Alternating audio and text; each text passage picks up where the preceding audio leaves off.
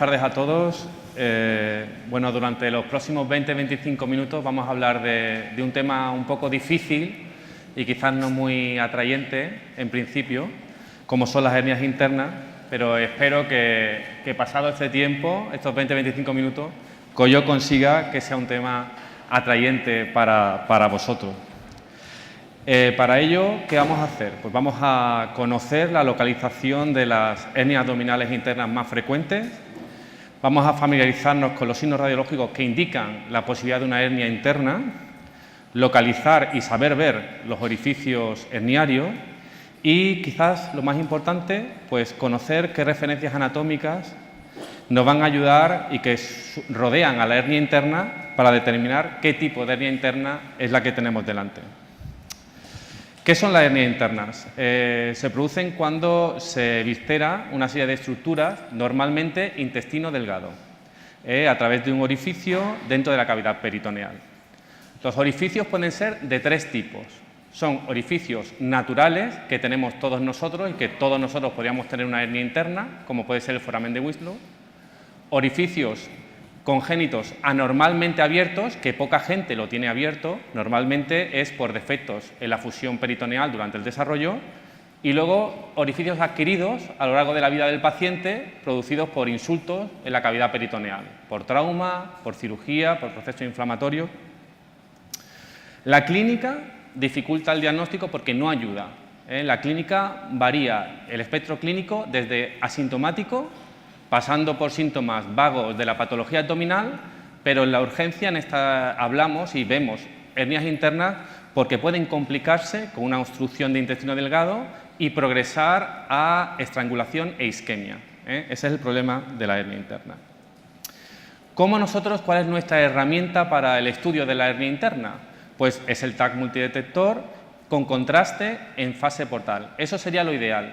Para diagnosticar hernia interna no es necesario en muchas ocasiones el contraste intravenoso, pero nos va a ayudar, es deseable, porque así nosotros observaremos otras causas de dolor abdominal, lo estudiaremos mejor y sobre todo valoraremos la viabilidad del intestino, si esa pared capta contraste o no capta.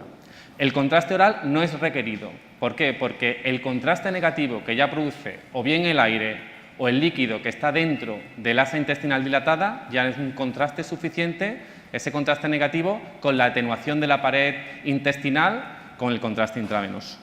Las reconstrucciones ayudan, fundamentalmente las reconstrucciones coronales.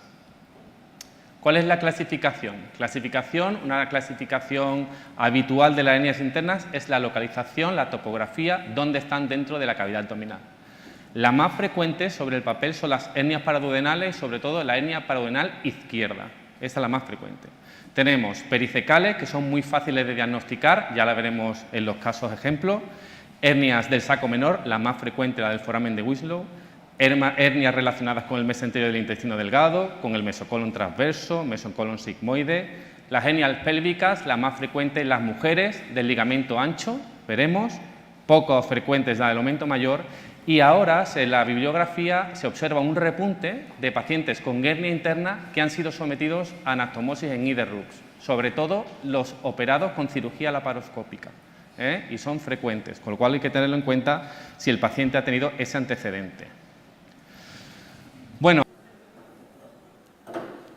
Que nos va a hablar de hernias internas, claves diagnósticas.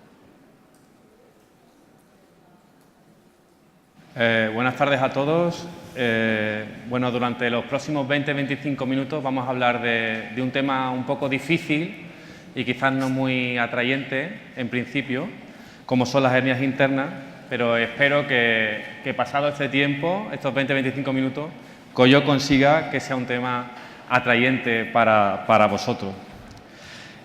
Para ello, ¿qué vamos a hacer? Pues vamos a conocer la localización de las hernias abdominales internas más frecuentes, vamos a familiarizarnos con los signos radiológicos que indican la posibilidad de una hernia interna, localizar y saber ver los orificios herniarios y, quizás lo más importante, pues conocer qué referencias anatómicas nos van a ayudar y que rodean a la hernia interna para determinar qué tipo de hernia interna es la que tenemos delante.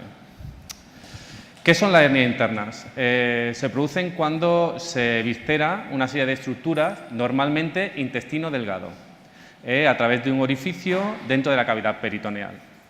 Los orificios pueden ser de tres tipos.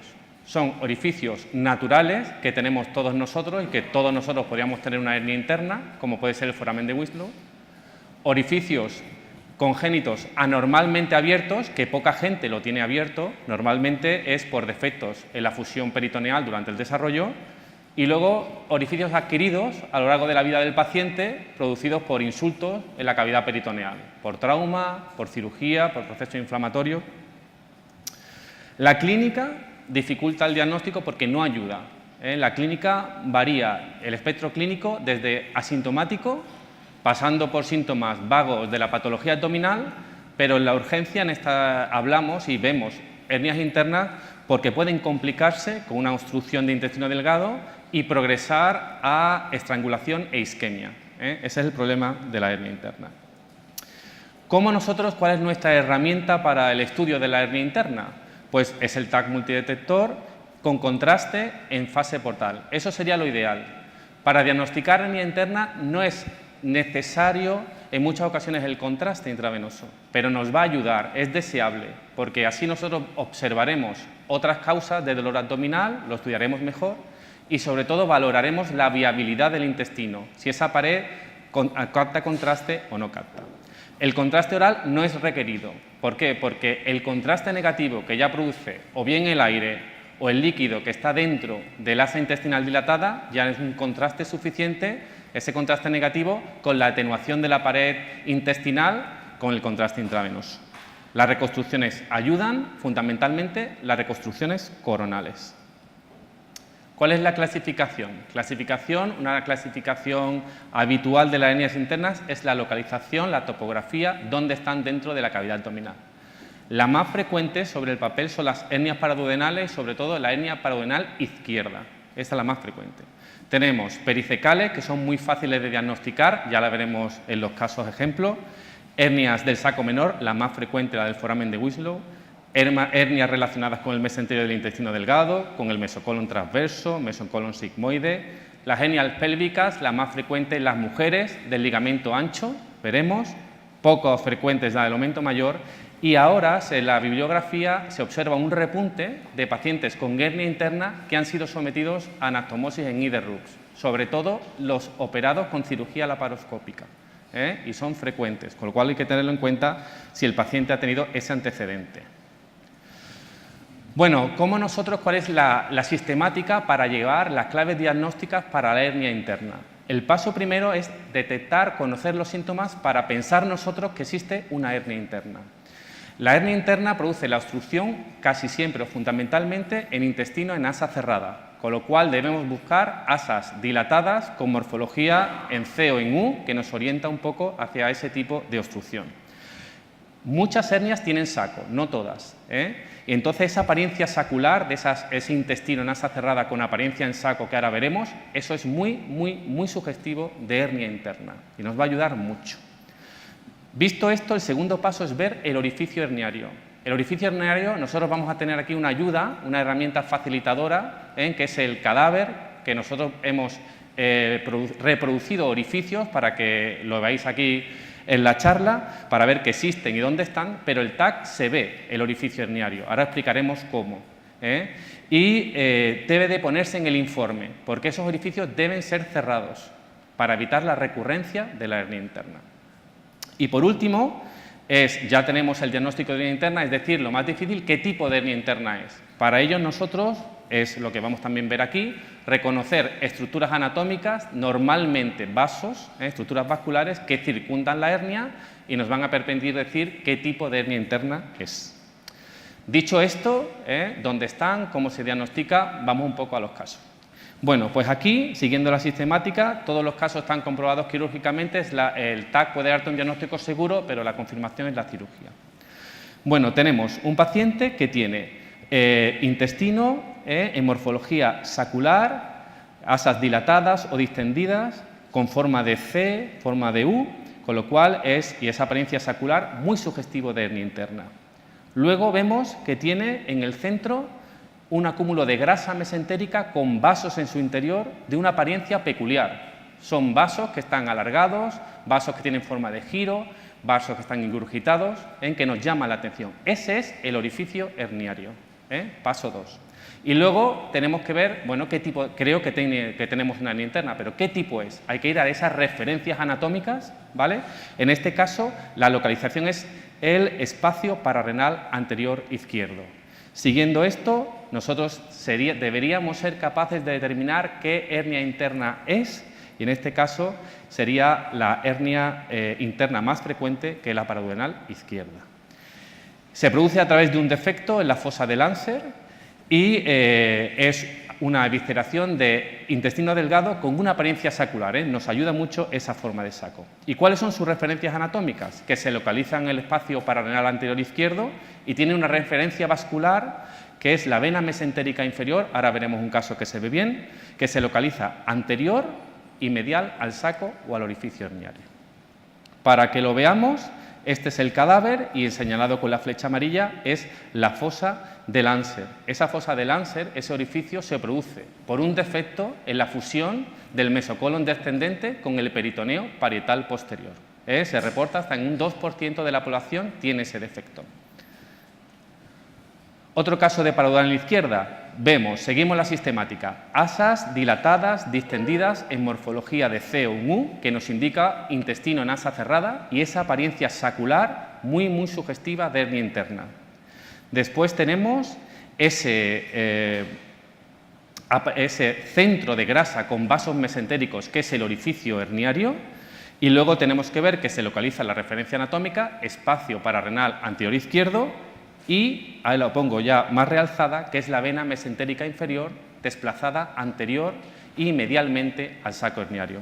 Eso es una hernia paraduodenal izquierda. Caso 2. Lo mismo, sistemática, apariencia intestino dilatado, morfología de C o U, con una apariencia sacular en el flanco derecho. Seguimos después, que hay que buscar el orificio herniario, esa confluencia de grasa con vasos mesentéricos, una disposición peculiar, es el orificio herniario. Bien, creo que tengo una hernia interna. Y vamos a ver la referencia anatómica, en este caso, la tercera porción duodenal, que está como techo del orificio herniario. Tenemos diferentes por su proximidad, y en este caso sería la hernia paraduodenal derecha. Estas hernias se producen a través de la fosa de Waldeyer, ese otro orificio anormalmente abierto que se sitúa por debajo de la tercera porción duodenal. Referencias anatómicas, los vasos mesentéricos principales se deben localizar anteriores y mediales al saco herniario. Hay otra referencia vascular, pero esa se ve mucho mejor, y la tercera porción duodenal que está en el techo. De nuevo el cadáver nos va a ayudar, vemos esa fosa de Waldeyer, que se encuentra, la vemos representada aquí con el catéter, y se encuentra por debajo, su techo es la tercera porción duodenal.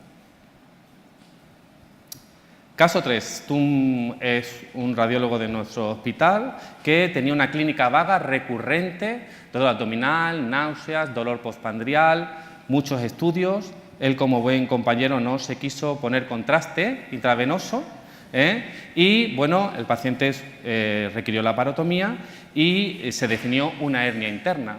Luego vamos a ver retrospectivamente si se veía o no se veía.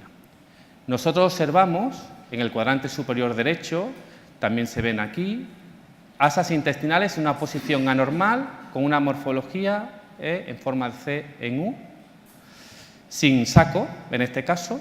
En el centro observamos grasa mesentérica con vasos mesentéricos en su interior de posición de aspecto peculiar, con lo cual tenemos la sospecha de que es el orificio herniario, ya tenemos los 2 puntos, y luego creo que es una hernia interna. Voy a ver cuáles son sus referencias anatómicas. En este caso, la reconstrucción coronal, que os digo que es útil para las hernias internas, vemos que el techo de esa hernia es el lóbulo caudado hepático y que el límite inferior es la segunda porción duodenal. Luego, este orificio tiene 2 límites muy fáciles de diagnosticar y de ver en el TC. En este caso, uno es la vena porta, que es anterior, y otro es la vena cava inferior, que es posterior. Con lo cual, tenemos un caso en el flanco derecho, 3 posibilidades, y es la hernia a través del foramen de Winslow, que es la hernia del saco menor. Esta la podemos tener todos los que estamos aquí, porque este orificio es natural. Es la hernia más común del saco menor. El foramen de Winslow comunica el saco menor con el resto de la cavidad peritoneal. Normalmente, como una hernia interna que es, se viscera intestino delgado, pero otras estructuras también pueden herniarse. Y es muy fácil de determinar sus referencias anatómicas, porque ese foramen de Winslow tiene como límite anterior la vena porta, como límite posterior la vena cava inferior, muy fáciles de ver por nosotros, y un techo que es el lóbulo caudado. Aquí vemos el foramen de Winslow en nuestro cadáver, que comunicaría el saco menor con el resto de la cavidad peritoneal. Vemos su techo, que es el lóbulo caudado, tenemos la segunda porción duodenal, que es el límite inferior, y su límite anterior, que es esta banda, que es el ligamento hepatoduodenal. Ese ligamento hepatoduodenal contiene a la vena porta, que es el límite vascular que vamos a buscar, la arteria hepática y el conducto biliar. Yo os he comentado que los orificios, si lo vemos que no es difícil de observarlo en el TAC, hay que ponerlo en el informe para que ese orificio debe ser cerrado. Pero en el caso del foramen de Winslow no se tiende a cerrar para evitar la complicación de que se produzca una trombosis de la vena porta y se deja abierto habitualmente en la cirugía. Otro caso. Es un caso complicado como toda la pediatría y no se realizó TC, pero obviamente el niño está obstruido. Nosotros vemos pero podemos seguir los mismos pasos en la sistemática. Existe una dilatación de asas en morfología de C, dilatadas y dirigidas en pico hacia una zona central que será el orificio y localizada en el cuadrante superior izquierdo, a la izquierda del ligamento de Treis. El paciente obviamente fue intervenido y puede ser una de estas. Esta hernia es complicada de diagnosticar y es una hernia relacionada con el mesenterio del intestino delgado. El mesenterio del intestino delgado es una estructura que se extiende desde el ligamento de Treis hasta la unión iliocecal. Los defectos producidos son habitualmente cercanos al ligamento de Treis o cercanos a la unión iliocecal. Hay dos tipos. Cualquier mesenterio, cualquier ligamento o cualquier mesocolon están conformados por dos capas. Si el orificio herniario atraviesa ambas capas, es una hernia transmesentérica, transmesocólica o transligamentaria. Son más frecuentes y no tienen saco. Pero si el orificio solo afecta a una de ambas capas, las asas atraviesan esa primera capa y se quedan embebidas en ese espacio virtual existente entre las dos capas porque una de ellas no está perforada. En los niños son más frecuentes las intramesentéricas, como en el caso que acabamos de ver. Es difícil de diagnosticar porque realmente no tiene unas referencias vasculares importantes. Yo os comento aquí, como viene en la literatura, que hay que ver que los vasos principales del mesenterio del intestino delgado, que la arteria mesentérica superior y vena mesentérica superior, deben estar desplazados por la hernia, por el saco herniario. Pero, ya os digo, se localizan fundamentalmente en el cuadrante superior izquierdo. Nosotros, para ayudar, vemos aquí todo el mesenterio del intestino delgado, color amarillo con grasa, y se realizó un orificio a través del mesenterio del intestino delgado. Nosotros hicimos un orificio perforando ambas capas del mesenterio del intestino delgado, con lo cual esta sería reproducida una hernia transmesentérica y no tendría saco. Aquí vemos una asa de intestino delgado y esto es una hernia interna relacionada con el mesenterio del intestino delgado. Para animar, son muy fáciles de diagnosticar. Vamos a ir sistemáticamente.